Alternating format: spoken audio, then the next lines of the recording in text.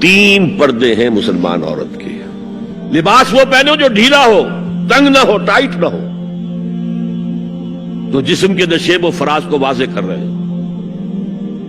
اتنا باریک نہ ہو کہ جسم جھلک رہا اس میں سے. اپنے گریبانوں کے اوپر اپنی اوڑھنیوں کے، یہ خمار آ گیا کہ اوڑھنی ہوتی ہے، اس کے بکل مار لو. اس کے باوجود بھی نگاہیں نیچی رکھو. باپ کی نگاہ بھی نہ پڑے تمہارے نسوانی حسن پر، وہ بھی مرد ہے. بھائی کی نگاہ نہ پڑے. اہل ایمان تم بھی اپنی نگاہیں نیچی رکھو، اور اہل ایمان عورتوں تم بھی اپنی نگاہیں نیچی رکھو. تین پردے ہیں مسلمان عورت کے، جس کو آج بالکل ختم کرنے پر مغرب تلا ہوا ہے.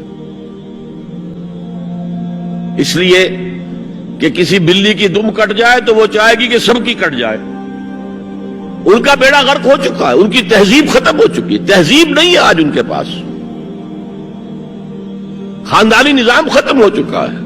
باپ کا بیٹی سے ملوث ہو جانا، اور بیٹے سے ماں کا ملوث ہو جانا، اور بہنوں اور بھائیوں کے درمیان یہ اس قدر پھیل چکا ہے. امریکہ کے اندر وہاں سب سے مہنگے ڈاکٹر جو ہے وہ سائیکیٹرسٹ ہیں. سب سے مہنگی دوائیاں جو ہیں وہ دماغ امراضی کی ہیں. اور وہ سائیکیٹرسٹ کہتے ہیں کہ انسیسٹ جو ہے، حرام رشتوں کے اندر جو ہے اگر زنا کا معاملہ ہو رہا ہو تو یہ سب سے بڑا سبب ہے دماغی امراض کا اس معاشرے کے اندر. فطرت کے خلاف جو کام ہوتا ہے، طبیعت یہ بات تو کرتی ہے نا. بیجنگ+5 کانفرنس، بیجنگ کانفرنس کے 5 سال بعد یونائٹڈ نیشنز جنرل اسمبلی کے تحت ہوئی. اور ان سب کا مقصد کیا ہے؟ پروسٹیٹیوشن کو ایک باعزت پیشہ سمجھا جائے. یہ بھی محنت ہے نا. ایک مزدور اپنی جسمانی مسکولر طاقت استعمال کر رہا ہے، ویج لے رہا ہے. ایک عورت اپنے جن سے اس کو استعمال کر رہی ہے، لے رہی ہے. اب اس کا نام پتہ کیا رکھا گیا؟ Sex worker. سیکس ورکرز بالکل برابر ہوں گے، باعزت ہوں گے. ان کے کوئی آپ یہ نہیں کہہ سکتے کہ غلط کام کر رہے ہیں. ہومو سیکسولیٹی کو بھی ایک نارمل ایٹیٹیوڈ قرار دیا جائے، یہ اب نارمل نہیں ہے. آپ کو معلوم ہے امریکہ میں، سویڈن میں تو بہت پہلے سے تھا، برطانیہ سے، اب امریکہ میں بھی شروع ہو چکی ہے. کئی سٹیٹس میں، کیلیفورنیا سے شروع ہوئی ہے. جو ہالی ووڈ اس کا گھر ہے. طلاق اور وراثت میں مرد اور عورت برابر ہونے چاہیے. جب عورت چاہے طلاق دے دے. یہ نقشہ ہے. اس کا نام پتہ کیا رکھا ہے؟ Social engineering programme of the United Nations organisation. یہ نیو انجینئرنگ ہے معاشرے کو. جیسے کہ کہا رومی نے، گفت رومی ہر بنائے کوہنا کا باداں کنن، تو نہ دانی اولا تعمیر را ویراں کنن. رومی نے کہا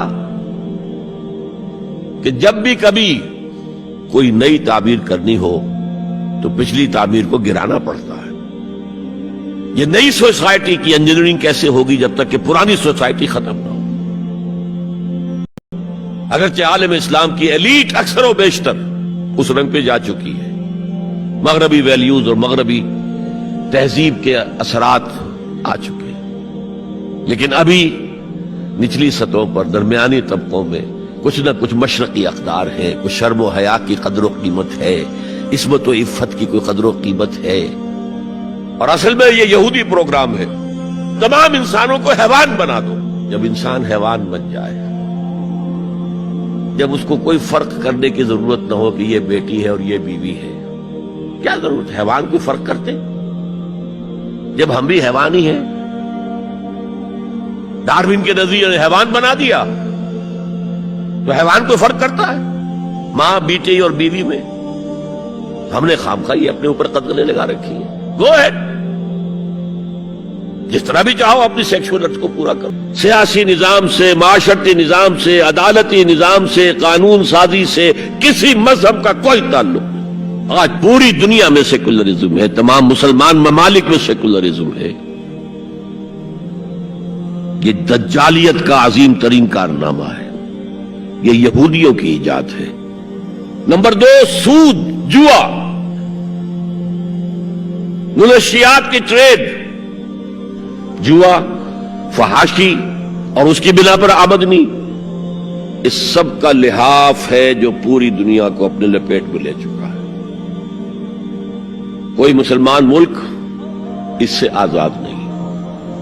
دجالیت کے 2 لحاف۔ ہاں، ابھی تیسرے نظام پر جو میں نے کہا تھا سب سے نیچے خاندانی نظام ہے، عائلی قوانین ہے، معاشرتی نظام ہے، سیگریگیشن آف سیکسز ہے، سطر کے احکام ہے، کوئی عصمت و عفت کا بھی کوئی معاملہ ہے۔ عصمت فروشی کو بھی برا کام سمجھا جاتا ہے، والدین کی خدمت کرنے کو بھی اچھا سمجھا جاتا ہے۔ یہ ویلیوز ابھی ہیں، ویسے تو پورے ایشیا میں ہے لیکن زیادہ مسلمانوں میں۔ اس تیسرا معاشرتی اور سماجی نظام کا معاملہ ہے کہ جو اس وقت ان کا ٹارگٹ ہے۔ اسی لیے میں نے اسے اپنی آج کی پوری گفتگو کا عنوان بنایا، سمجھیں کیا خطرات آ رہے ہیں، اپنی قدروں کی طرف پلٹیں۔ اس دور میں سب مٹ جائیں گے، ہاں باقی وہ رہ جائے گا جو قائم اپنی راہ پہ ہے اور پکا اپنی ہٹ کا ہے۔ ہمارے لیے اسوہ ازواج مطہرات ہیں، ہماری خواتین کے لیے